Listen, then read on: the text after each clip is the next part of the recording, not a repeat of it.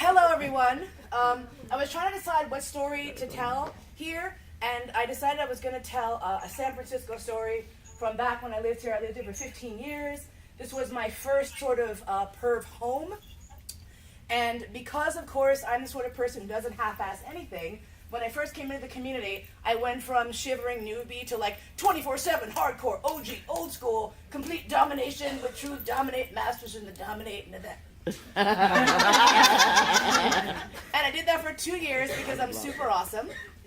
And one person that my trainer had told me I was never ever permitted to play with the whole time we were together. And of course, who was a person like every time I went to a dungeon party, I was like, oh my god, that guy's crazy. Oh my god, that guy's so fucked up. Oh my god, I can't believe that guy did that fucking thing. Holy shit. So the second my relationship with my owner was over, I was like, oh, I'm totally gonna get Steve to beat my ass.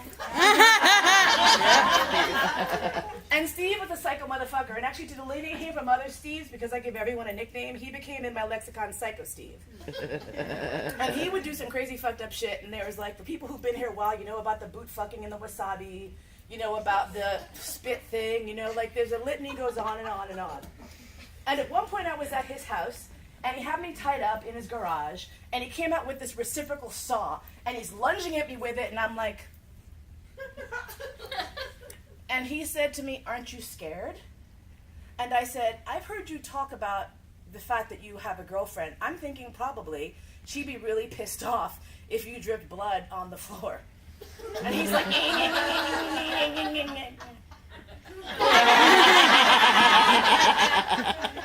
And so he said, you're the first person who hasn't like screamed and cried when I did this to them. So I stayed for dinner with them that night and met his girlfriend, Kathleen, who was a physical therapist. If anyone knows anything about PTs, you know that these are people who are organically sadistic. For a living, they hurt people. It's what they do, and there's no way you can be a kind and generous person if you are also a PT. And so Kathleen and I hit it off, which was super great. He thought, oh, how fantastic. Now, Kathleen and I can co-top Mo, and this is going to be great. So Kathleen and I made a date at one point, and she used a violet wand on me, and terrible things happened, and she was like, Mo is really cool, Mo is really great. And Steve is like, I know, this is really fantastic. Now all three of us can play. And Kathleen was like, no. And Kathleen and I started making dates, and we started going to parties. And of course, we'd be playing, and Steve would be like a big puppy, like, oh, what are you doing? What are you doing? What are you guys doing over there? And Kathleen was like, away, Steve. So finally, she had invited me to take me to a women's party. And Kathleen, being a physical therapist, was not only into hurting people, but she was into creative methodology for inflicting pain. And she really loved needles. And I had a needle placing that consisted of maybe one 25 gauge being put through, 25 with the very big ones, right? Yeah. Now help me with the gauge numbers. There's 25 to holy shit. And holy shit is, I think, the like 16, 000. Like 00, right? But like I think the thickest ones people normally use are like 18s or 20s. 16. So Kathleen and I are getting ready for this night out, and I've got my little waist cincher, and she's got her t-shirt and jeans. Let me tell you, newbie people, if you're going to a party and your top is wearing a t-shirt and jeans, you're fucked. You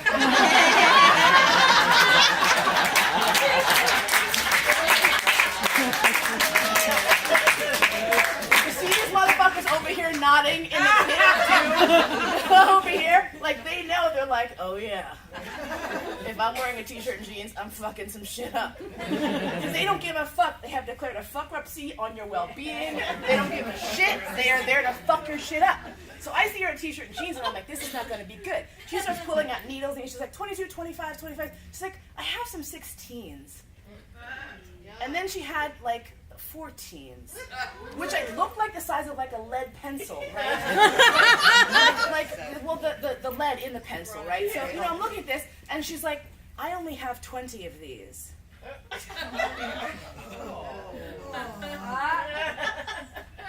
We'll just take them. We get to the party, which is at Castle Bar. And for those of you who've been around San Francisco for a while, You'll remember Castle Bar. For those of you who haven't, imagine trying to have sex in a garage. Oh, the final Castle Bar. Like not just your garage, like a car repair garage. Like imagine a space where the lifts have been taken out, but the wall where the cars came in now has just a pretty blue tarp. Doing fuck all to keep the elements out, right? So Kathleen and I walk in, and she sees that old Castle Bar had what I think, and anyone here who's in healthcare sort of stuff can tell me, it's one of those boards that has holes in it roughly in the shape of a body. Yes. But you can put straps around a person to immobilize them in case of neck injury, spinal injury, or 16-gauge needles. So she puts me down this board and she's like, face up or face down. And I'm like, ha-ha, face down. And she's like, which I feel like she would have said no matter what I said. So whatever the fuck. So I'm face down. She gets out like some straps and belts and ropes and straps me around like by my ankles, backs of my knees, around the waist, around the shoulders.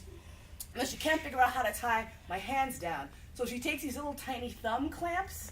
Like this is like a little thumb, what is that, a thumb? Thumb cuffs, and puts those on, right? And now I'm laying down, and I'm naked, and she starts doing that thing where she starts walking around me cooing about how pretty I am.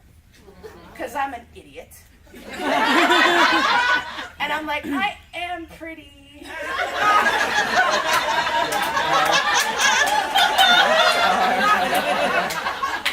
I am so pretty right now.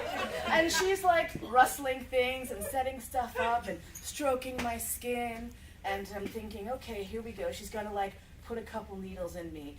And she has a swab where she's using some sort of very fancy disinfectant stuff. It comes in a little packet, like you twist it and the swab is out. No, like little, normally people like, here's some alcohol rub. She's like got like a swab and iodine and shit. And I'm just like, God damn, okay, fine, this is cool, it's cool. So I'm laying there. She swabs me from the elbow to the armpit on both sides. That's gonna hurt. She swabs me from under my bra line to my waist. She swabs the back of my calf from the knee down to my ankle. And I'm like, okay, she's mind fucking me. This is a mind fuck. I got this. I am tired. It's cool. So she starts with the first set of needles.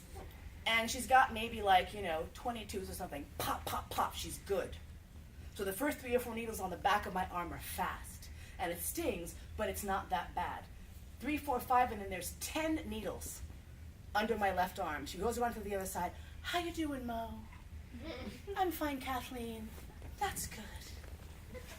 Pop, pop, pop. I see another 10 needles lined up right outside the periphery of my vision. The next ones are going in psh, psh, psh, psh. The last one goes in a little more slowly, and she drags it on the way in. Needles are beveled. They are cut on a slant. This is to facilitate the penetration of the skin. A bevel penetrates the skin far more quickly because the point is slimmer on one end. But if you turn it the other fucking way,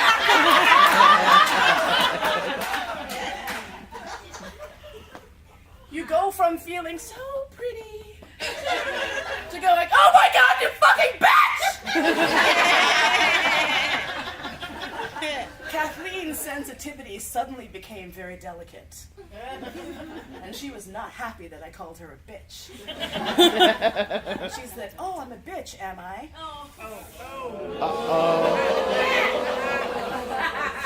And I knew at this point, trying to retract my statement would only cause further issues.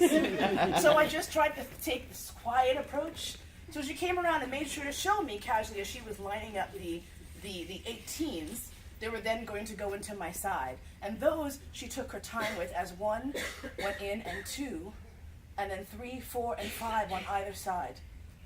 I now had 40 needles in under my arms and down my side. She let me rest for a while as I tried to catch my breasts. And at this point, she was on a fucking mission and took out the 16s and stroked the back of my leg with her gloved hand. And the first needle that went into the back of my calf dug into what I was certain was the central muscle of my leg. And then she flicked it with her nail, and I remembered not to call her a bitch. So that was really good. And she actually acknowledged that and said, "Oh, Mo, you're so delightful to clean up your language just for me." And I'm like, "Thank you, Kathleen. We're done now, aren't we?" And she said, "No, we are not." And 10, 9, 8, 7, 6, 5, 4, 3, 2, 1, needles on the back of my left leg, and 10, 9, 8, 7, 6, 5, 4, 3, 2, 1, needles on the back of my right leg, and you'd think she was done, but no, my friend, kind as generous as she was, took out a spool of orange twine, because as she said, she loved the contrast of the orange on my skin, and she said, "We're going to do a little bit of a Gulliver's Travel scene," and took that twine and laced it beautifully around my arm. She took a picture so we could see it later and enjoy it. And what was amazing about the picture when I saw it later was that I hadn't realized how much blood was soaking into the orange twine and creating an amazingly beautiful contrast. And she took the first 10 needles and laced them like a sneaker and tied me down to the bench. So I had 10 tiny pricks under one arm, another 10 on the other, 10 more down my sides, 10 on the back of my legs. And you would think that perhaps now she would be done, but she was not, because she was now only then satisfied that I was still enough for the fucked up shit she was about to do.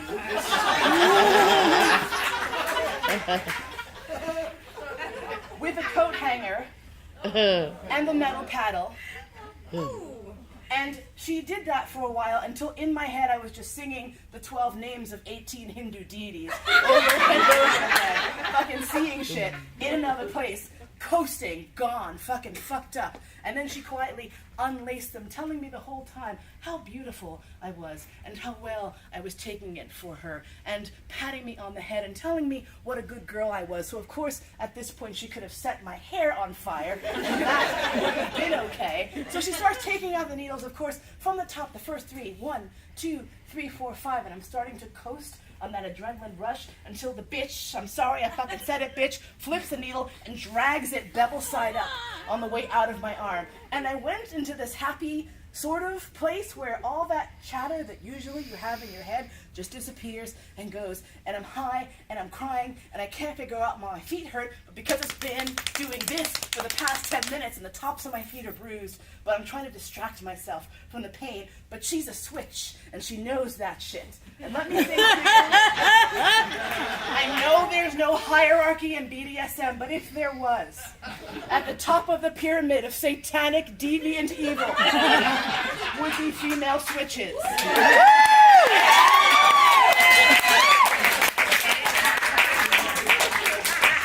I have said this shit on 3 continents. Gay leathermen in a bar in Amsterdam were like, "Oh, ja, they are the worst."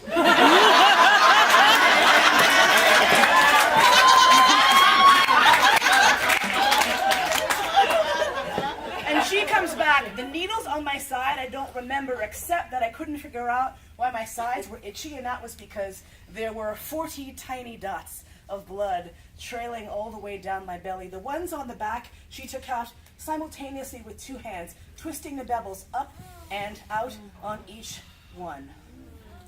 And I finally took a deep breath, and she came around in front of me and knelt down and looked me in the eyes and said, "Oh, your suffering is so beautiful." And I swear to God, if this bitch had been like, "And I'm gonna do it again right now," I would have been like, "Let me just clean myself up."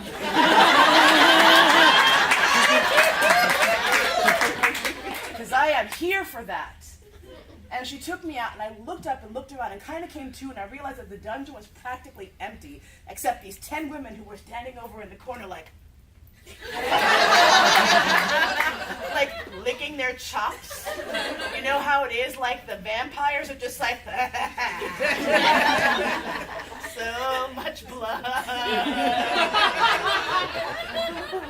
And 2 of the women finally did that thing where after they knew the scene was totally over, kind of respectfully crept over to say to Kathleen, that was the most intense and beautiful scene I have seen in a very long time. And she looked at me and said, that's because I have one of the most intense and beautiful women to play with. Thank you.